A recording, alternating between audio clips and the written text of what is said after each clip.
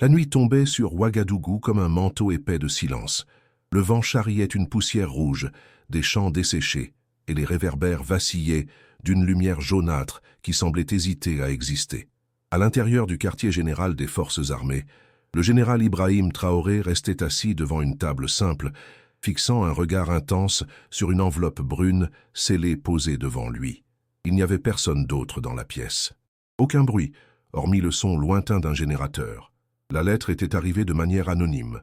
Pas de signature, juste un timbre étranger et 3 mots écrits à la main au verso. « C'est le sang de ton sang ». Il ne voulait pas ouvrir cette enveloppe. Il savait déjà. Il le sentait dans ses os. La trahison a une odeur particulière, quelque chose entre le métal et la terre mouillée. Et ce jour-là, dès le matin, l'air entier de la ville portait déjà cette odeur. Pendant 3 nuits, il avait rêvé d'un enfant pleurant à la frontière, tenant un drapeau en lambeaux. Et pendant 3 matins consécutifs, il s'était réveillé la gorge serrée, comme s'il avait avalé les cendres d'un secret trop ancien pour être prononcé à haute voix. Traoré prit une profonde inspiration. Ses mains étaient fermes. Il était entraîné pour cela, entraîné à supporter plus que n'importe quel homme ordinaire. Entraîné à garder le dos droit même lorsque le sol sous ses pieds s'effondrait. Mais rien ne l'avait préparé à cela. En déchirant l'enveloppe, il vit d'abord les photographies. L'une d'elles montrait un visage familier, celui de son propre frère, Daoud Traoré, assis aux côtés de 2 hommes dans un restaurant luxueux à Washington. Sur l'image suivante, il serrait la main d'un homme que Traoré reconnut des rapports des services de renseignement, un analyste de la CIA. La 3e montrait des documents, des cartes de mouvements militaires du Burkina Faso, avec des annotations en anglais, des tampons de confidentialité, et la signature de Daoud. La douleur fut aussi immédiate que profonde. Ibrahim Traoré ne sia pas, il ne cria pas. Il ferma simplement les yeux pendant quelques secondes et laissa le silence de la pièce toucher le fond de sa poitrine. C'était son frère cadet, le garçon qu'il avait porté sur ses épaules. Celui avec qui il avait partagé une unique assiette de nourriture dans leur enfance, lorsque la faim mordait comme un serpent affamé. Le garçon qu'il avait protégé lorsque les soldats étrangers étaient venus pour la première fois dans leur village. Mais maintenant, ce garçon s'était vendu, et pas à n'importe qui. Il avait vendu son âme et les secrets de la patrie à l'Empire qui, pendant des décennies, avait pillé leurs terres, exploité leurs mines, détruit leurs villages et semé la peur dans le cœur du peuple. Traoré se leva lentement. L'enveloppe était toujours là. Mais il n'avait plus besoin de preuves. La vérité avait déjà un visage. Elle avait déjà une cicatrice. Le lendemain matin, la ville fut réveillée par une tempête hors saison. Des éclairs zébraient le ciel comme des lances de feu, et des tambours ancestraux semblaient résonner sous la terre. Le peuple disait que lorsque les cieux se révoltent ainsi, c'est que le cœur d'un homme juste a été blessé. Le Conseil des ministres avait été convoqué en urgence. Personne n'en connaissait la raison. Tous imaginaient une nouvelle attaque rebelle ou un mouvement militaire au nord, mais ce qui les attendait dans la salle principale n'était pas un rapport. Ibrahim Traoré entra, non pas en uniforme de combat, mais vêtu d'une tunique traditionnelle d'un bleu profond, brodée de fils d'or et de symboles anciens des Mossi. Il était pieds nus, un geste de deuil. En entrant, il regarda chaque personne présente dans les yeux avant de parler. « Il y a quelque chose que je dois dire, et ce ne sera pas facile. » Le silence était absolu. Un homme proche de moi, un homme qui porte mon nom et mon sang, a vendu son âme à l'ennemi. Il a partagé nos plans avec des forces extérieures. Il a trahi sa terre. Et même si mon cœur saigne, je ne peux pas l'ignorer. Tous comprirent. Aucun nom ne fut prononcé. Mais cet après-midi-là, un avion privé atterrit à l'aéroport de Ouagadougou, en provenance de France. Daoud Traoré était à bord. Il était venu de son plein gré. Il avait déclaré à la presse qu'il voulait clarifier des malentendus. Mais la vérité était qu'il savait. Il savait que le silence de son frère était le plus grave des avertissements.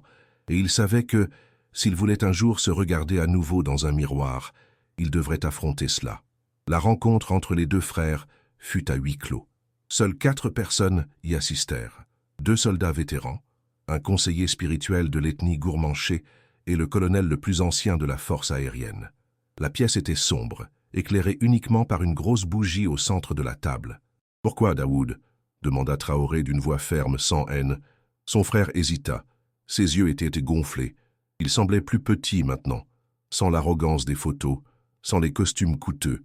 Juste un homme pieds nus face à l'abîme qu'il avait lui-même creusé. « J'ai cru que je faisais ce qui était juste, » murmura-t-il. « Ils ont dit qu'ils aideraient, qu'ils investiraient dans des écoles, des hôpitaux. Ils ont dit que tu étais trop radical, qu'ils s'inquiétaient pour la stabilité du pays. Et tu les as crus ?»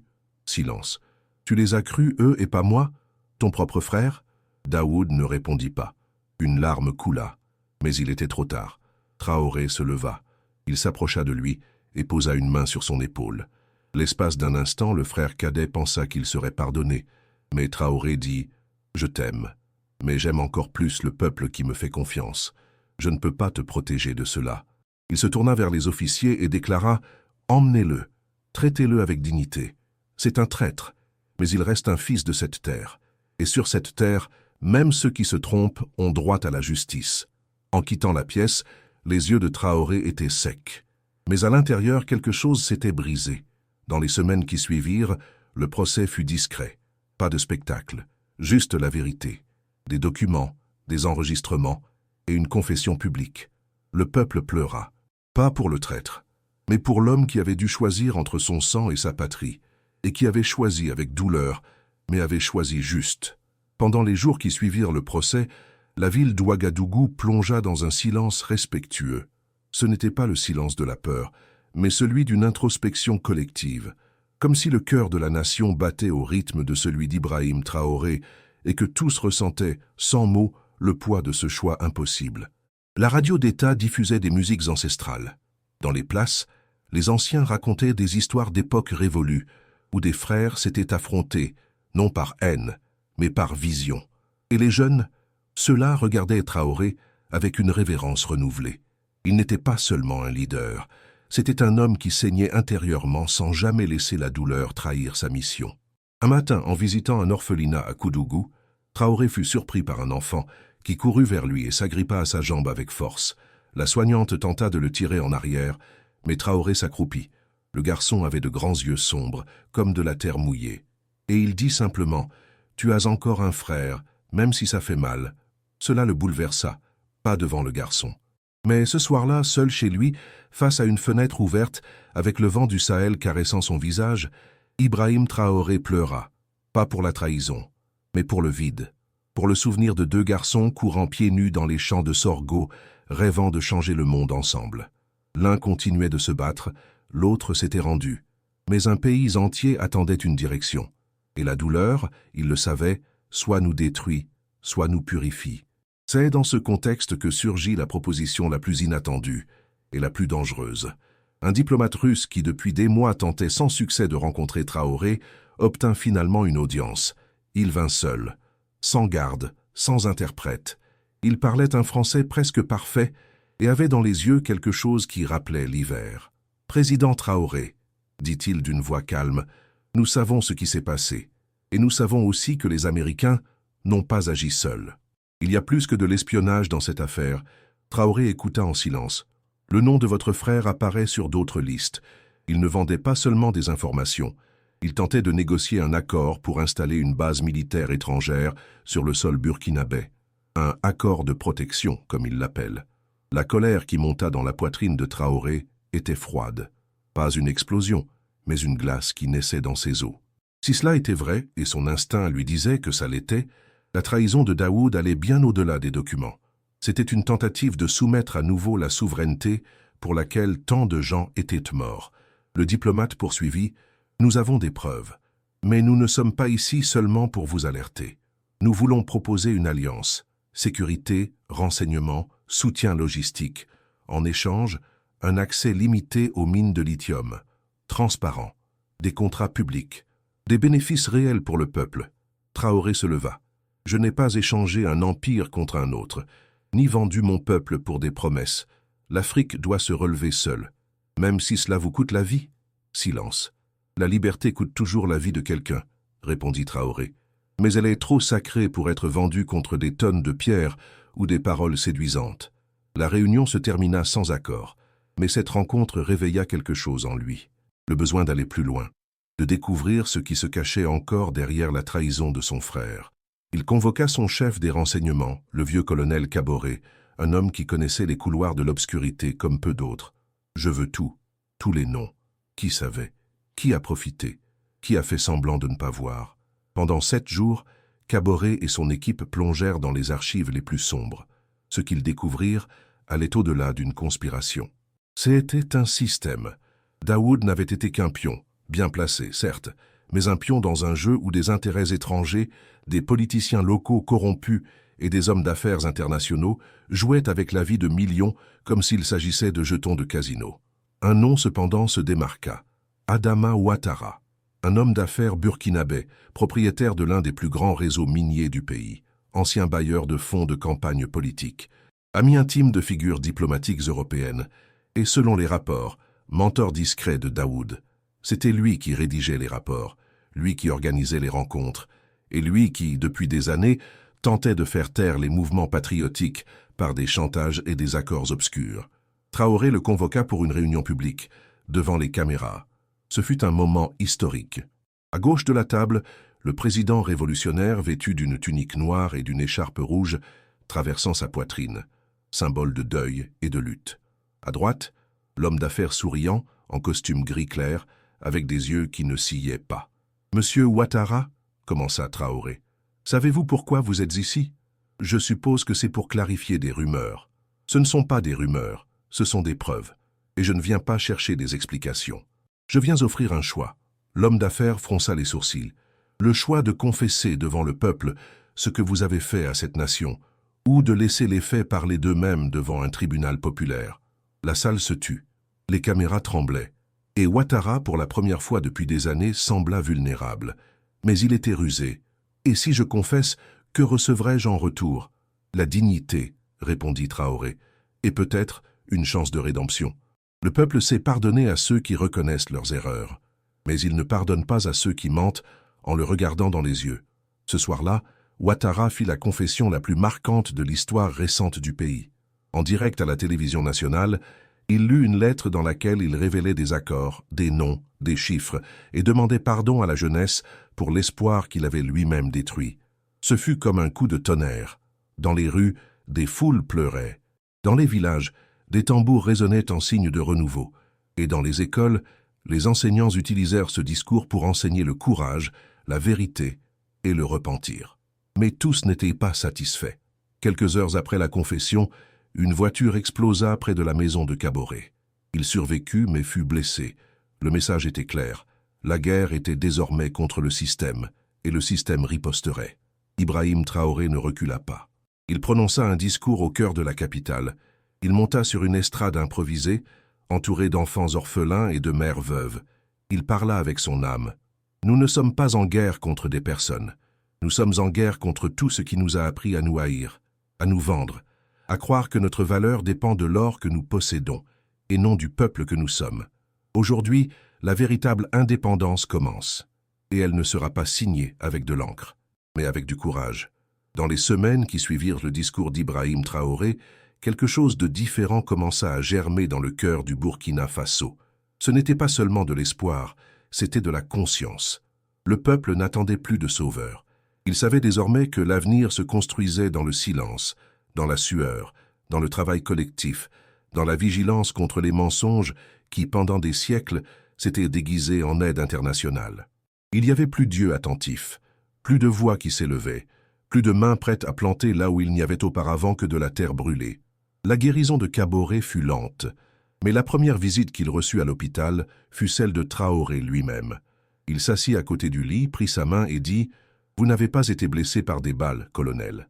Vous avez été blessé par la vérité que vous avez protégée, et cela vous rend plus fort que n'importe quel général de guerre. » Le vieux guerrier sourit, les yeux humides. Il savait qu'il ne se battait pas pour la gloire. Il se battait parce que des hommes comme Traoré existaient encore. Pendant ce temps, Daoud restait emprisonné. Pas dans une cellule ordinaire, mais dans un lieu isolé, où il passait ses journées en silence, écrivant dans de vieux cahiers. Les gardes disaient qu'il ne demandait rien, parlait peu, se contentait d'écrire. Et chaque semaine, il envoyait une lettre à son frère. Traoré n'y répondit jamais. Mais il conservait chaque lettre dans une boîte en bois simple, comme si un jour le pardon pouvait germer entre ces pages silencieuses. La presse internationale tenta d'étouffer la confession d'Ouattara. Elle tenta de ridiculiser Traoré, le qualifiant de autoritaire. de populiste, de visionnaire dangereux. Mais dans les villages, où la vérité se mesure avec les yeux et non avec des mots écrits dans une autre langue, Traoré était plus qu'un président. C'était un symbole. Un fils qui avait refusé de vendre la tombe de son père, un frère qui avait sacrifié ce qu'il avait de plus intime pour que personne d'autre n'ait à sacrifier ses enfants. C'est alors que survint la dernière tentative de coup d'État. Au milieu de la nuit, des avions non identifiés violèrent l'espace aérien du nord du pays. Des explosions retentirent près de la frontière. Les services de renseignement confirmèrent. Il s'agissait d'une tentative pour réinstaurer la peur. Une force étrangère voulait semer le chaos et accuser le gouvernement d'instabilité. Traoré n'hésita pas. Il enfila son uniforme, prit son arme et partit sur le terrain. Il n'envoya pas de délégués. Il n'enregistra pas de vidéo officielle. C'était lui, avec des bottes couvertes de terre et des yeux fermes comme la roche. Les soldats, en le voyant arriver, s'arrêtèrent. Un par un, ils se mirent en formation. Le silence était solennel. « Personne n'envahira notre terre sans sentir le poids de notre amour pour elle », déclara Traoré. « Aujourd'hui, nous ne nous battons pas pour la vengeance, mais pour la mémoire. Nous nous battons pour nos ancêtres, pour nos enfants, pour ceux qui ne peuvent plus crier mais qui vivent encore en nous. » La bataille fut brève et victorieuse. Mais sur ce champ, parmi la fumée et les braises, Traoré s'agenouilla, pas pour prier pour lui-même, mais pour pleurer les jeunes tombés, fils d'un sol qui avait toujours trop exigé de ses enfants. Il s'agenouilla, posa ses mains sur la terre et dit « Je le jure, ce sera le dernier sang innocent versé ici tant que je vivrai. » Et cette nuit-là, de retour à Ouagadougou, il trouva une enveloppe sur son bureau. C'était une nouvelle lettre de Daoud. Cette fois, il la lut. « Mon frère, je sais que tu me hais encore, et peut-être as-tu raison. Mais je dois te dire ce que je n'ai pas réussi à dire lors de notre dernière conversation. Je ne me suis pas vendu seulement pour de l'argent. Je me suis vendu parce que je me sentais trop petit à côté de toi, parce que tu étais le héros, et moi, l'ombre. Et c'est pourquoi j'ai essayé d'être grand par de mauvais chemins. Me pardonner est difficile, je le sais. Mais sache, tout ce que je sais du courage, je l'ai appris en te regardant marcher. » Traoré ferma les yeux. L'espace d'un instant, le monde se tut. Et cette nuit-là, sans que personne ne le voie, il prit du papier et un stylo. Et pour la première fois, il écrivit une réponse courte. « Je ne t'ai jamais haï, mais j'ai dû te laisser partir. Si un jour tu es libre, reviens en homme. Pas en frère, reviens en serviteur de la justice. » Il plia le papier, le plaça dans la même boîte et sortit. Le lendemain matin, le peuple se réveilla au son des tambours résonnant au centre de la ville. C'était le jour d'une cérémonie ancestrale, mais ce n'était pas une célébration. C'était un rite de passage. Traoré, vêtu de tunique de lin sombre, monta les marches de la place principale. Le soleil se levait derrière lui, dorant son visage d'une lumière qui semblait éternelle. Et devant les anciens, les soldats, les enfants et les mères, il déclara « Ce que nous vivons ici n'est pas seulement de la politique, c'est une purification, c'est une naissance. C'est la fin de l'ère où nous acceptions des chaînes déguisées en aide. Aujourd'hui, nous reprenons non seulement nos terres, mais nos âmes. » La foule cria, pas par haine, mais par vérité. Et lorsque la poussière s'éleva et que les cris résonnèrent dans les collines, on aurait dit que toute l'Afrique s'éveillait, comme un lion ancien qui ouvrait enfin les yeux. Ce jour-là, Ibrahim Traoré n'était pas seulement un nom, c'était un symbole. Et comme tout symbole véritable, né du sang et du renoncement, il n'avait plus besoin de prouver quoi que ce soit, juste d'exister.